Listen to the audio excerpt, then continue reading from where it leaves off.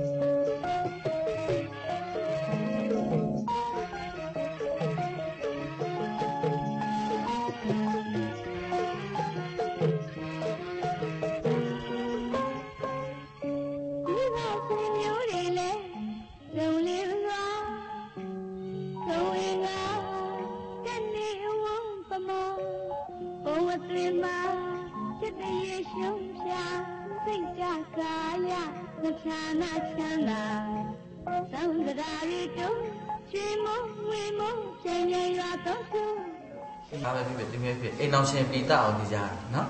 အဲ့တော့အိမ်အောင်ရှင်ပြည်တအောင်ဆိုတဲ့နေရာမှာ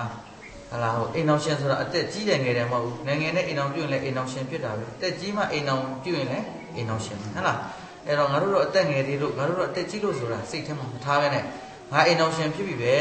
ဟလာငါတို့အိမ်အောင်ရှင်ပြည်တအောင်နေရမယ်အလုပ်ကိုပို့ကြိုးစားမယ်ဟလာစားတဲ့တောင်းနေရာမှာချိုးချမ်းချိုးတာမယ်ဟလာရှိတာနဲ့တင့်တင့်လှပအောင်ဝတ်မယ်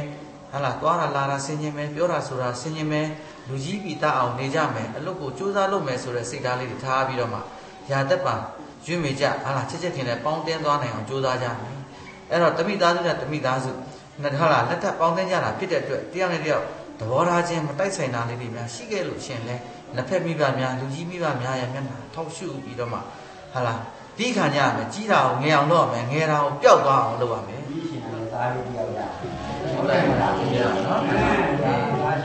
ဒီတယောက်ရ